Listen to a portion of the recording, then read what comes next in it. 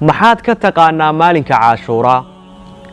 maxaanse ka faa'iidayaa soomka maalinka caashuura sidee ama qaabkee u soomayaa maalinka caashuura fiidiyowgana insha allahu tacaala kuugu ishaari doonaa waxaan kaa codsanayaa marka aad ka faa'iidaysato fiidiyowgan inaad walaalaha u sheeri garayso si ajarka iyo khayrka u farabato الحمد لله رب العالمين والصلاة والسلام على أشرف الأنبياء والمرسلين سيدنا ونبينا محمدا عليه الصلاة والسلام أما بعد ولا ليال سيدنا ودوكسونا ولا ليال وحومد الإسلام كأول شيء سنة العصوب كن أفر بقول أفرتني لم هجرية يا أول شيء إلهي سبحانه وتعالى مركو كهل لي بلها وحو إلهي سبحانه وتعالى تلمامي إن بله أيهين لبية وانبلاد إن عدة الشهور عند الله 12 شهرا إلهي سبحانه وتعالى وحي نصر إن بله أي كوبيه لبية وانبلاد وحا إلهي سبحانه وتعالى ويعني لبية وانكا بلاد وكسي دورتي أفر بلاد أو حرمقارة أوسيي وحا إلهي سبحانه وتعالى أوليه منها 4 حرم يعني بلها لبية وانكا وحا كمد أفر بلاد أو حرمقارة إلهي سبحانه وتعالى أوسيي ذو القعدة ذو الحجة iyo bishan aynu ku jirno oo ah bisha Muharram iyo Rajab afarta bilood waxa loo yaqaanaa ashhurul hurum ayaa loo yaqaanaa bilaha Ilaahay subhanahu wa ta'ala xurmada gaarka uu siiyay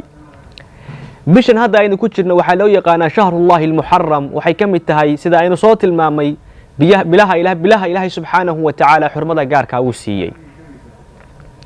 waxa kamid ah walaalayaal bishan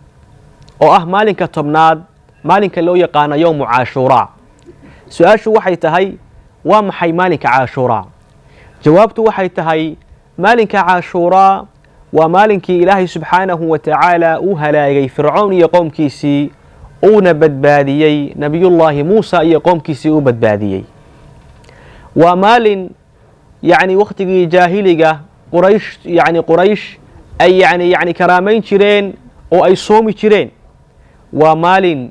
yuhuudi ay soomi jirtay oo nabiguna calayhi salaatu wasalaam marka uu Madiina yimid oo uu yimid yahuudo sooman ay ugu yani uu weydiiyay nabigu calayhi salaatu wasalaam yahuuday maxaad la soomaysaan maalinka isaga ah oo maalinka caashuura ah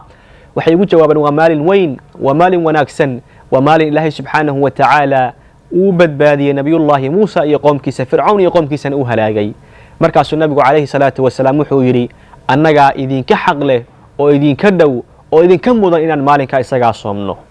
نبينا عليه الصلاة والسلام يعني إسلام كهر وصوم جري مالك عاشوراء عليه الصلاة والسلام صوم كمالك عاشوراء محان كفائدية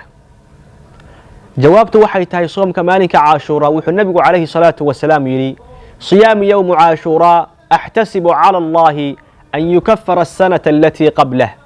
وحان إلهي سبحانه وتعالى كذل بيوان كرتين يبيلو قفك مالك عاشوراء الصومة إن إلهي سبحانه وتعالى يعني أضافه ذنبيسي يعني سنة كي تجي إن إلهي سبحانه وتعالى ذنبيسي أضافه هذا مرة بتاع إلهي سبحانه وتعالى سنة كي تجي ذنبيجي إنه أضافه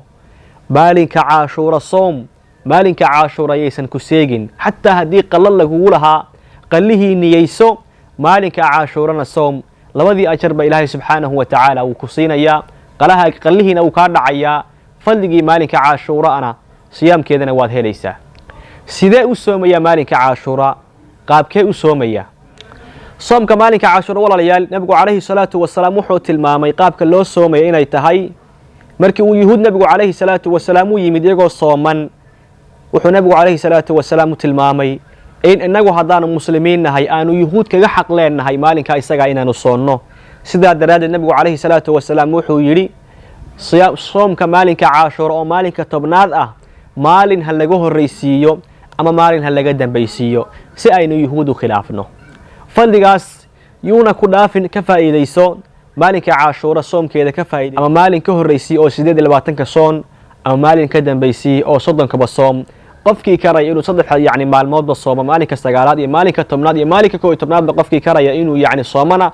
هالصوم وفدي ديرية waxaan naftayda iyo nafiina aan u dardaarmay walaalayaal Ilaahay subhanahu wa ta'ala cabsidiisa iyo inaynu ka faa'iideysano yani aynu ka faa'iideysano maalinka isaga ah si Ilaahay subhanahu wa ta'ala dambigeena sanadkii tagay Ilaahay subhanahu wa ta'ala u dhaafo dambigeena iyo dambiga waalidiinteena Ilaahay subhanahu wa ta'ala ha dhaafo aad iyo aad baad u mahadsantihiin walaalaha khayrka jecel leh fiideo wa sheergareeya. Asalaamu calaykum.